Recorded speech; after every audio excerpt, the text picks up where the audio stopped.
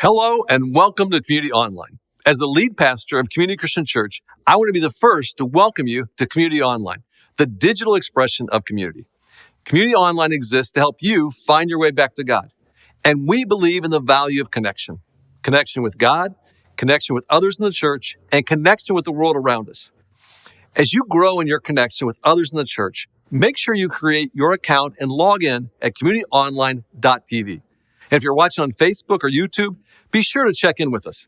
We want to get to know you and help you take your next steps. If there's anything we can do for you, or if you need prayer, don't hesitate to reach out in the chat or send us a message. We're here to equip you on your spiritual journey and help you find your way back to God. We are so glad that you're here.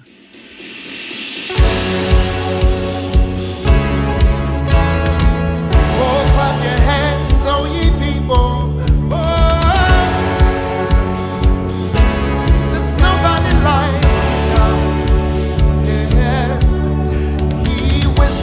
My ear tells me that I'm fearless. He shares melody and he tells me to repeat it, and it makes me whole. It reminds my soul I am all that he says I am. I am all that he says I am. I am all that he says I am. And he says I am his own. Oh, yes, I am. I'm a child of the King.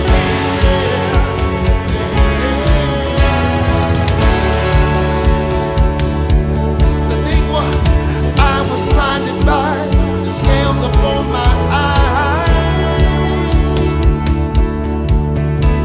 Then he came like a light, and he burned up all the lies.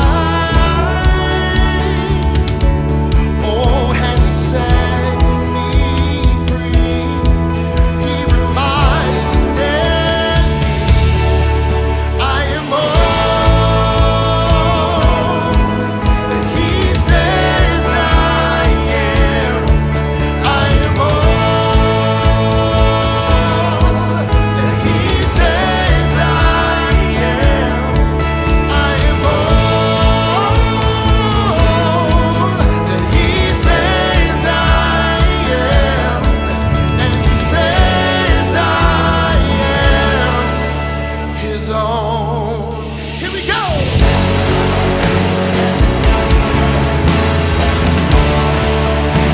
Oh, I'm a child of the King. I've been chosen by the Most High God. Yeah. Some chains are broken. The scales are on the floor. The truth is spoken. I'm no orphan anymore. Chains are broken. The scales are on the floor. Truth is spoken. I'm no orphan anymore. Chains are broken. Oh, the scales are on the floor.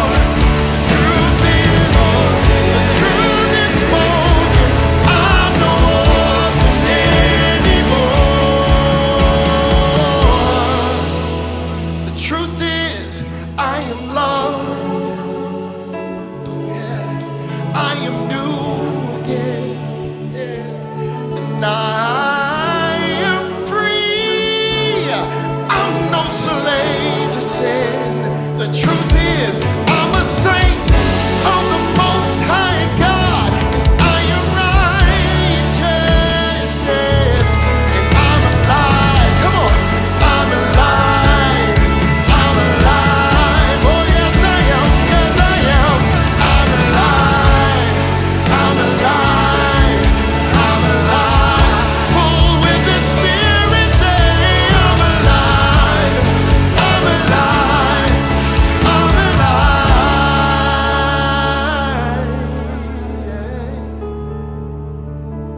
we sing this together? I am all, right where you are, make that declaration. That he says I am all. That he says I am all. That he says I am, and he says I am his own. Oh, yes, I am. Thank you, Jesus.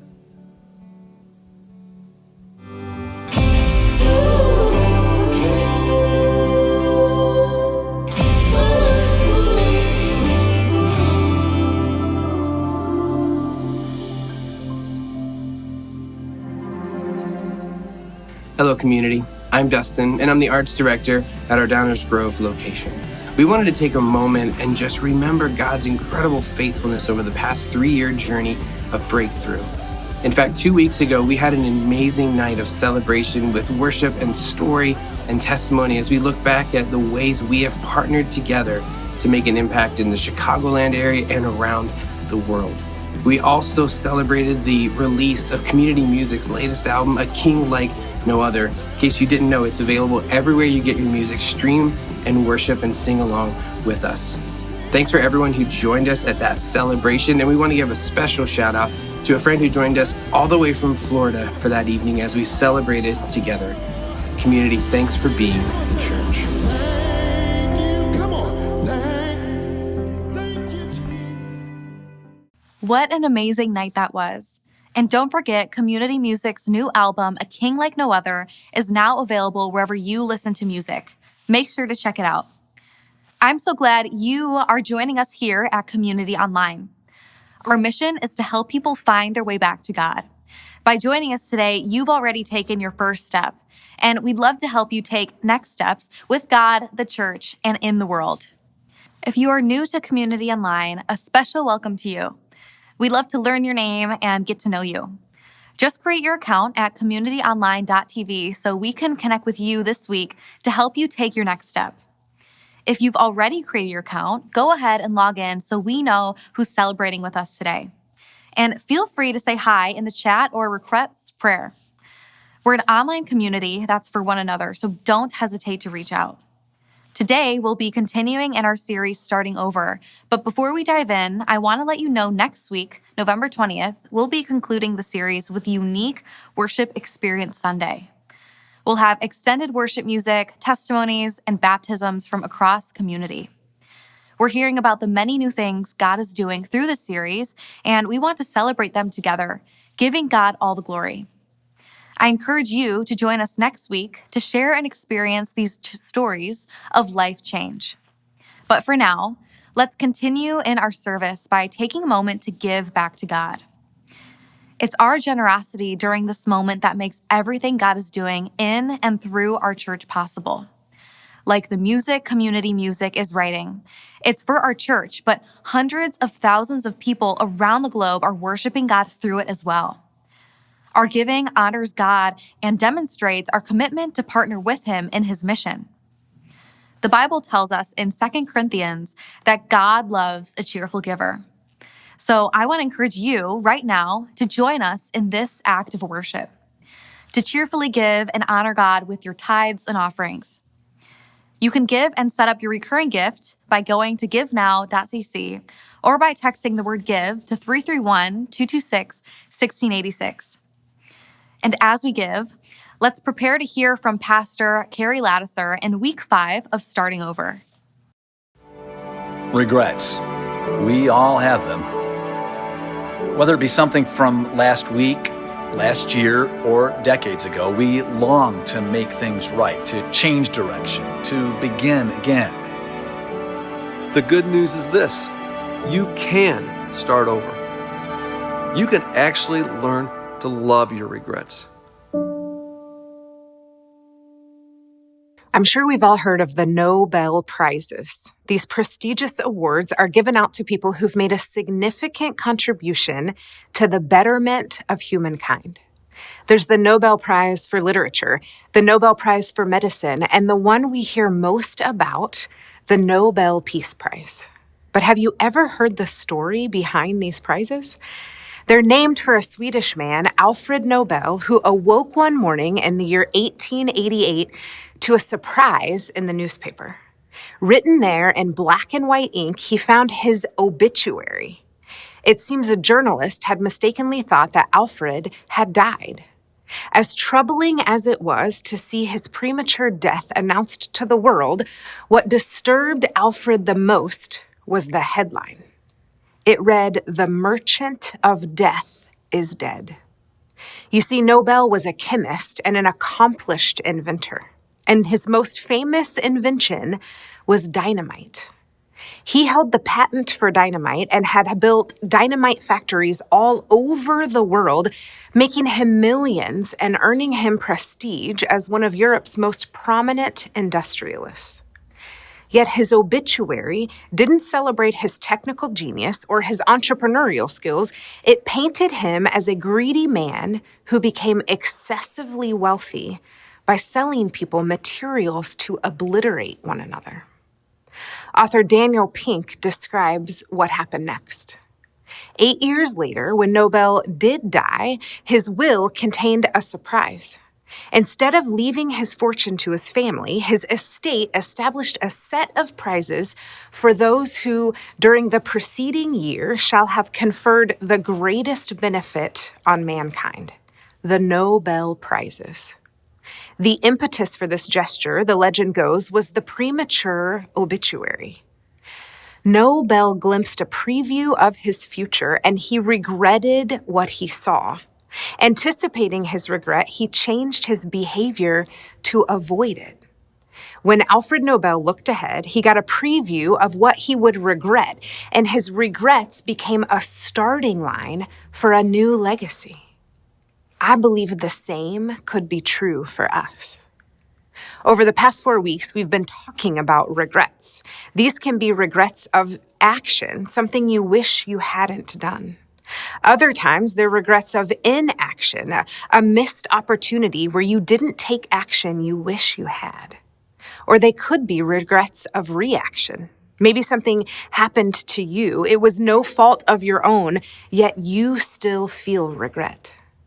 Whether it's something from last week, last year, or decades ago, we long to make things right, to change direction, to begin again. Yet somehow our attempts to fulfill this longing often elude us. We call this back and forth between longing and regret the sorry cycle. Sadly, it's a sequence too many of us live with every single day. But today, I have good news to share with you.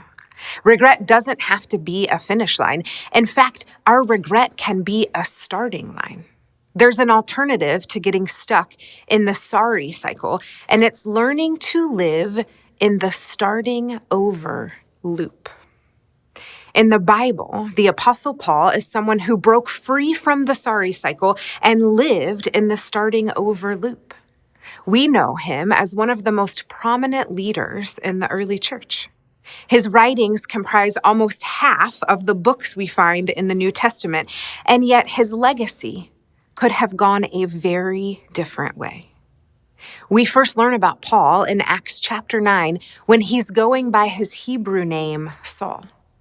Here, Luke, the writer of Acts, tells us the story of Paul's conversion from someone who was persecuting followers of Jesus to someone who became one of the most prominent missionaries for Jesus. But something I find interesting is that this isn't the only time we hear about Paul's story.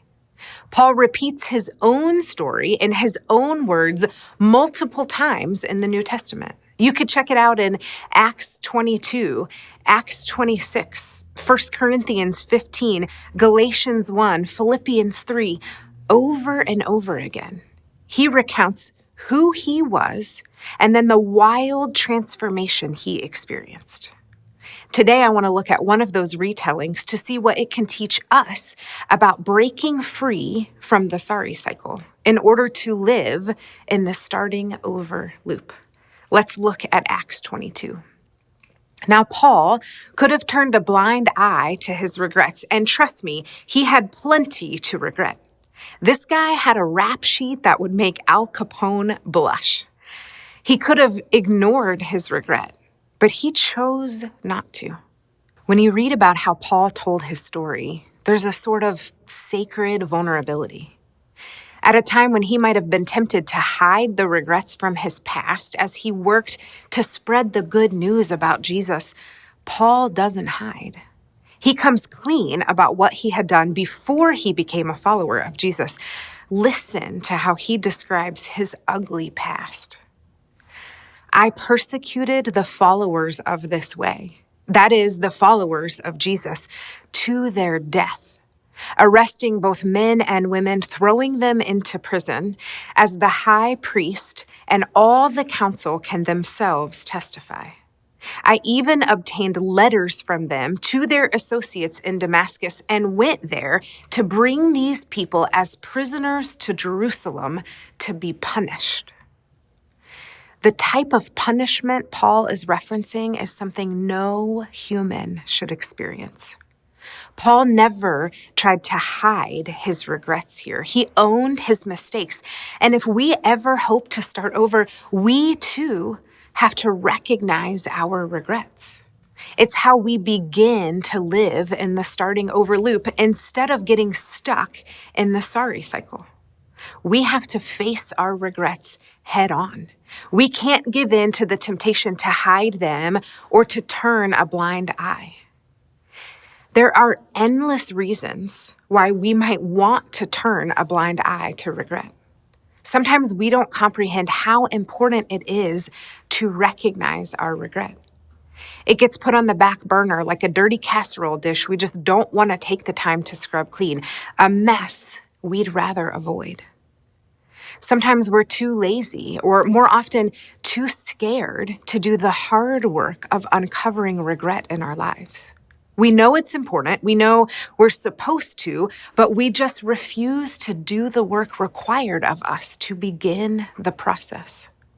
Sometimes we're too discouraged to begin the process. We doubt that any good will come of it, or we assume our regret is simply too big or too painful, so we let our inner Eeyore win out, or we find ways to deflect or at times even blame others.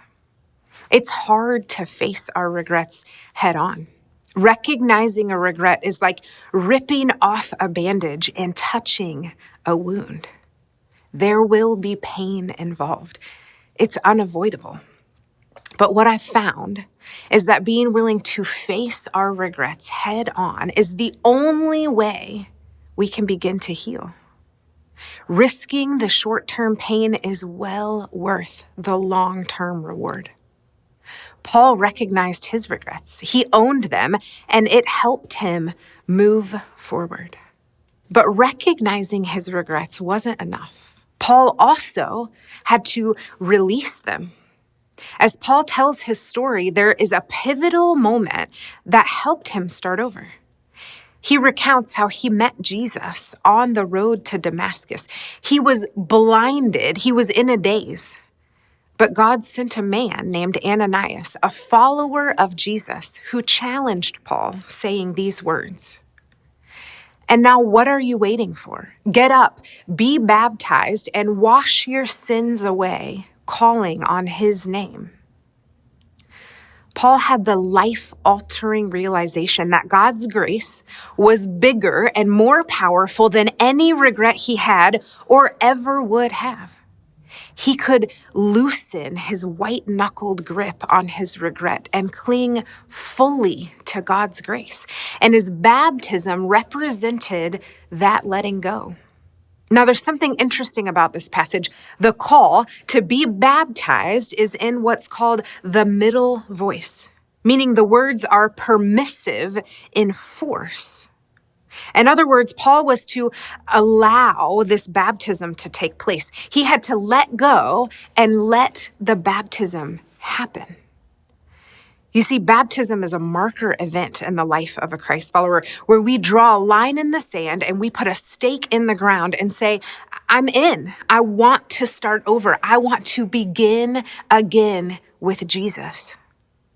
In baptism, we are united with Christ. It's a reenactment of his death and resurrection as we go down into the water and then come back up. And from that moment on, we are a brand new person. The old us, with all of our mistakes and all of our regrets, is gone. We are forgiven, made whole, and then given a new identity. But we must allow this to happen. Like Paul, we give God permission to do his work in our lives when we decide to get baptized. And yet so many of us, even after we make a commitment to Jesus through baptism, we struggle to release our regrets. In some strange way, our regrets can become something that we cling to for security, like an old blanket, one that we find some sort of comfort in holding on to. Or maybe they're like that old grungy couch from your young adult days that you just couldn't give up. It smells, it squeaks, and everyone is terrified to sit on it, but you're still clinging to the memories it holds, or perhaps the era it represents. I wonder if part of the reason Paul told his story so often was to remind himself that he had been released from his regrets. They no longer defined his destiny. He could start over, and you can too. To break free from the sorry cycle and live in the starting over loop, we have to let go and allow God to free us. We too have to release our regrets. And the beautiful thing about following Jesus is that God isn't interested in simply erasing our regrets. He longs to redeem them. Our pain can be leveraged to bring hope and healing to a world that's desperate for it. Our wounds can become medicine for others.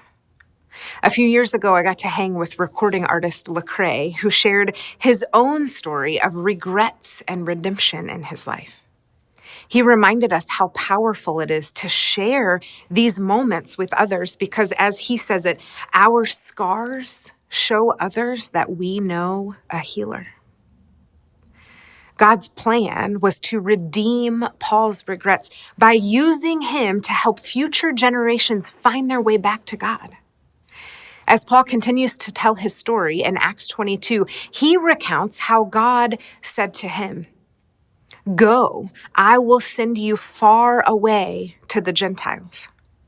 God refuses to let Paul stay stuck in the sorry cycle. He refuses to let Paul's past define his future. Instead, he wants to redeem Paul's regrets by sending him to tell untold numbers of people about Jesus. I wonder if one of the reasons Paul was so effective in helping people find their way back to God was because he knew firsthand what it was like to be far from God. Friends, regret does not have to be a finish line. It can be a starting line for a brand new legacy. We can learn to move forward by living the starting over loop instead of the sorry cycle. Living beyond your regrets can become a way of life.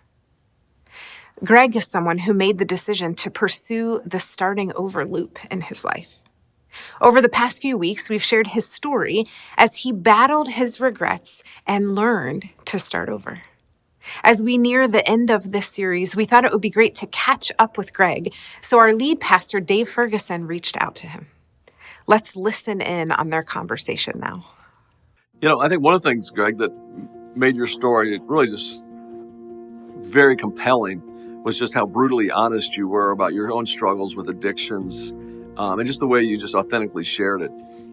As you kind of look back, what were some of the keys for you in kind of breaking the cycle and starting over? I remember one time, one of your old pastors, Sean, shared with me the story of Paul when I was just dying on the inside in regret. And he explained to me the life that he had led, persecuting others and hurting others, and how now he wrote half the Bible, right? So, and he's using that to help save lives. And that was a turning point for me, that maybe, just maybe, the pain and the hurt and the regret and the bad things could end up being something good.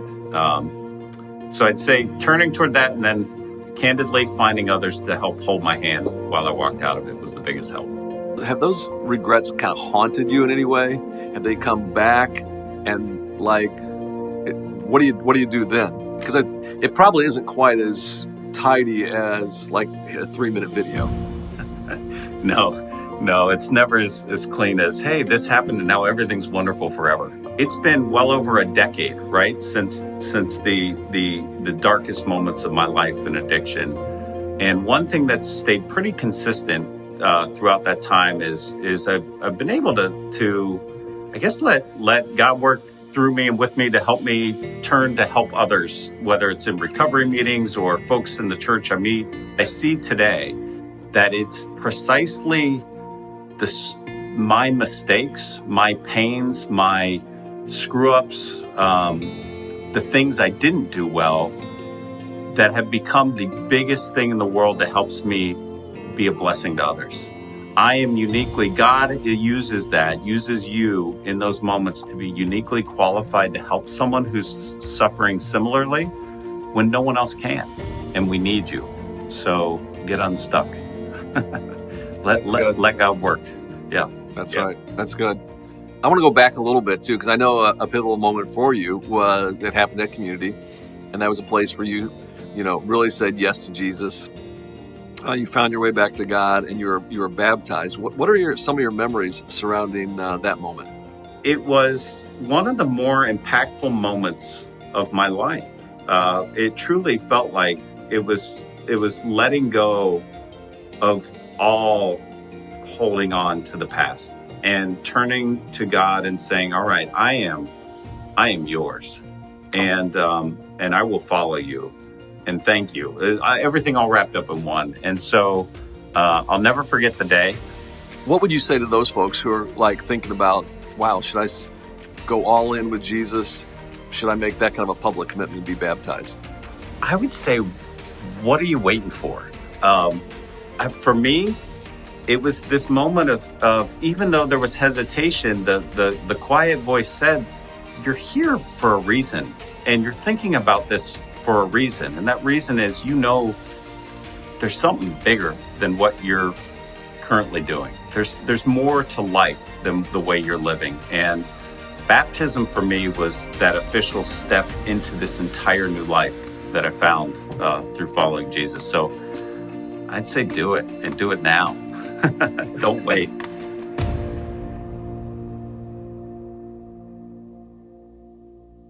Regret can be the starting point for starting over. One thing we have to understand about the starting over loop, to recognize, release, and redeem our regrets, is not something we do once. It's something we have to do over and over again. Living beyond regret is not a one-time decision. It's actually a way of life. The prophet Jeremiah puts it this way: because of the Lord's great love, we are not consumed, for his compassions never fail. They are new every morning.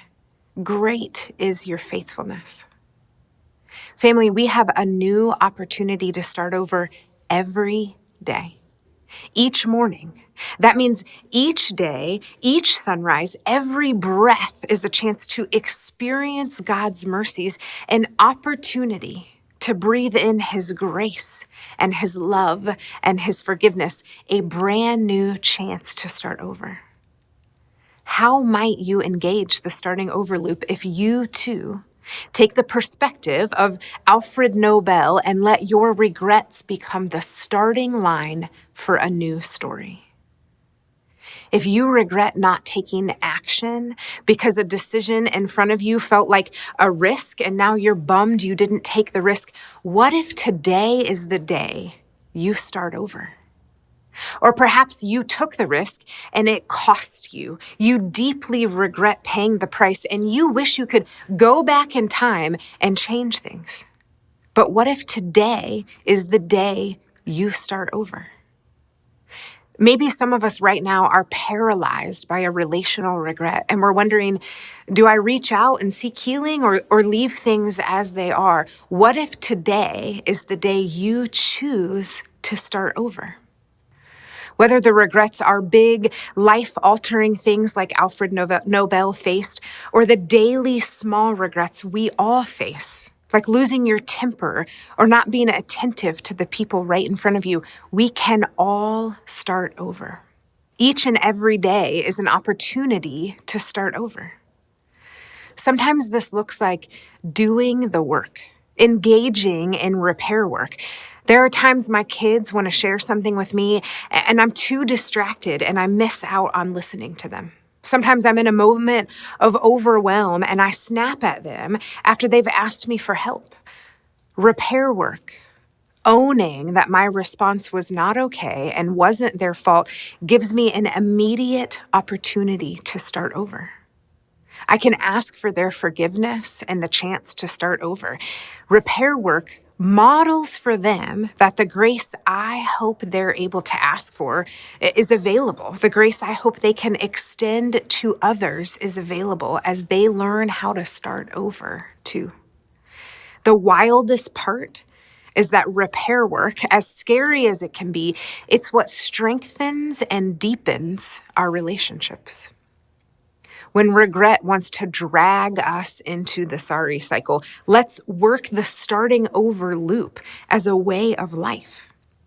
The moment we feel that twinge of regret, recognize the regret, stare it in the face, name it for what it is, and decide to own it instead of letting it own you.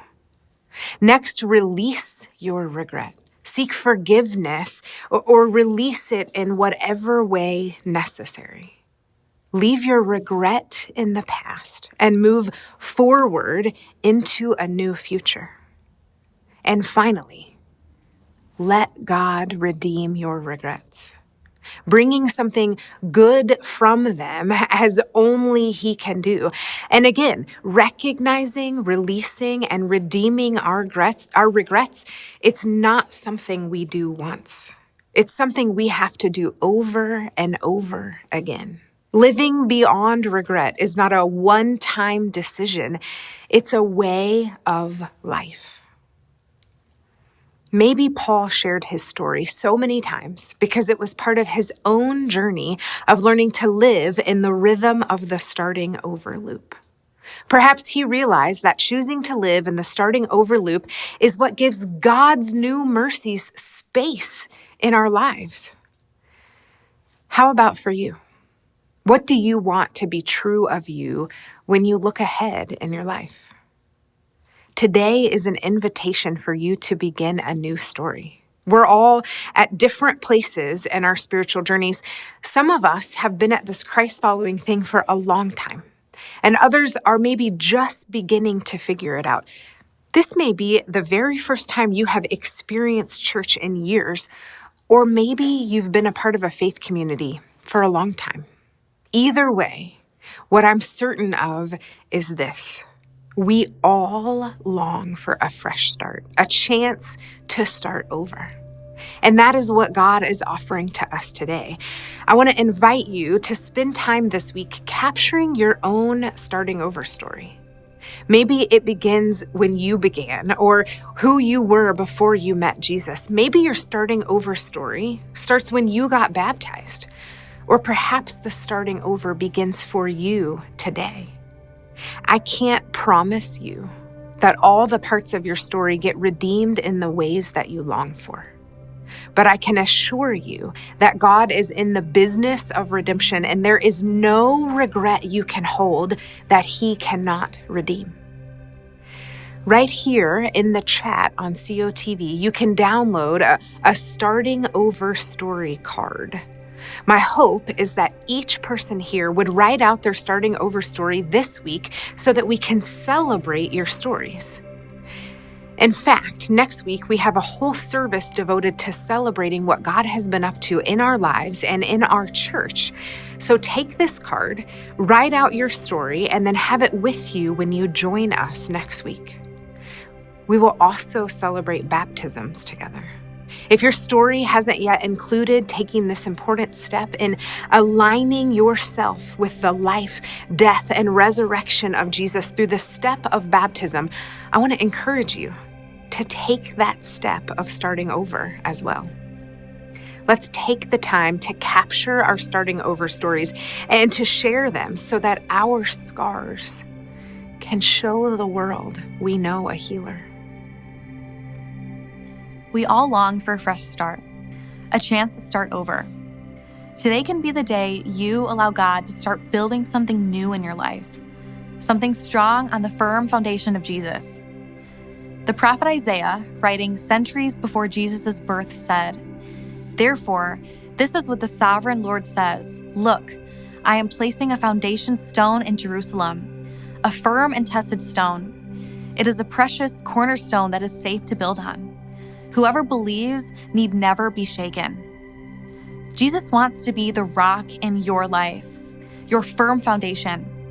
You can build a life on him because through his death and resurrection, he opened the door for you to find your way back to God. In a few moments, we're going to honor Jesus by receiving communion. I hope you will share in this moment with us by finding something to eat, like a cracker, and something to drink, like juice or water. And as we prepare for this moment, let's lift our praises to Jesus. His love is our firm foundation.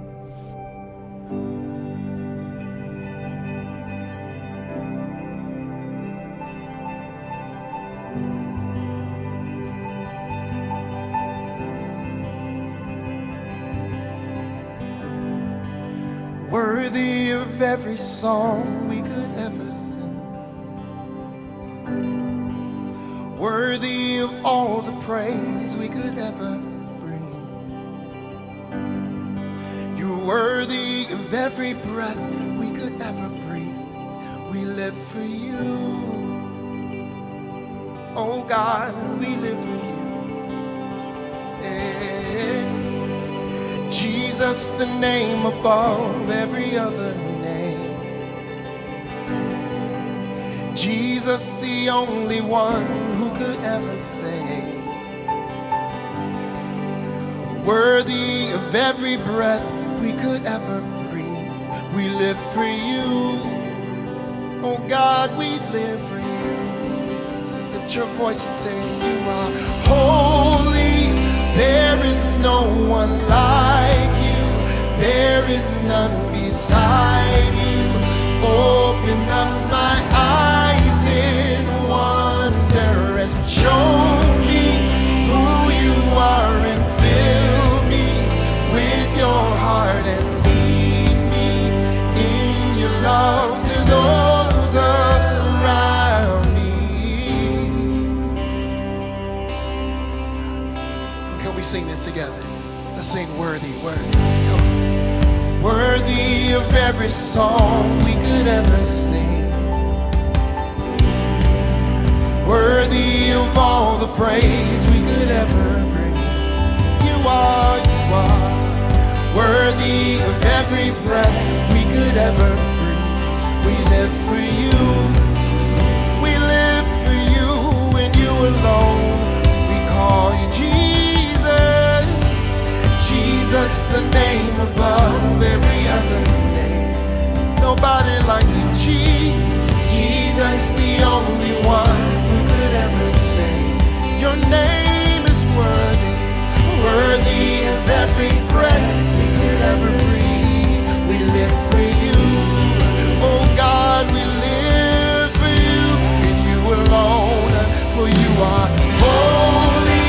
There is no one like you. There is none beside you. Open up my eyes in wonder and show me who you are and fill me with your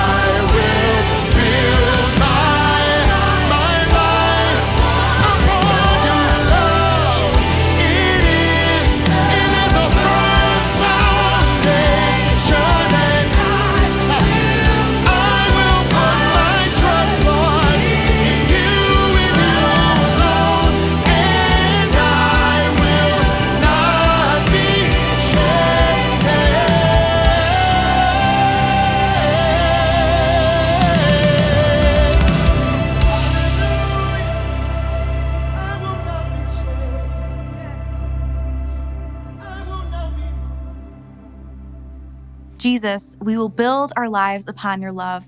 It is a firm foundation. Jesus, we will put our trust in you alone, and we will not be shaken.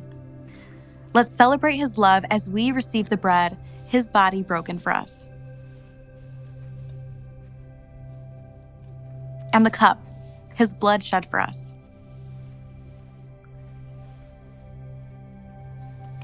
Would you pray with me? Dear Jesus, thank you so much for being someone who could redeem our regrets. Thank you for offering that gift to us where you can put purpose behind the regrets that we carry, where we could release them and give them up to you. I ask as we go about our weeks that you will remind us that we don't have to carry that regret, that you can bring a purpose to it and make it a beautiful redemption story. We love you so much, Lord. Amen. I'm so glad you are here with us today. As we wrap things up, let me remind you that we don't have to stay stuck in the sorry cycle. Today, we can live in the starting over loop as we recognize, release, and allow God to redeem our regrets. I hope you will take some time to write out your starting over story this week. I also want to encourage you, if you're feeling stirred up to get baptized, don't let being online be a barrier to you saying yes to Jesus. Please reach out to us because we want to connect with you and help you find a church nearby or have you come to a community location so that you can take this important step in your journey with Jesus. We've helped facilitate people getting baptized near and far, and we'd love to come alongside you. Don't forget, next week we'll meet right back here for a unique worship experience Sunday.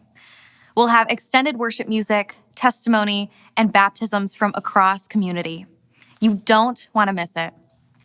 And as always, you can learn more about that and everything else happening at Community by visiting communityonline.info, like donating to this year's Christmas gift mart. Have a great week, and we'll see you right back here next week for Community Online.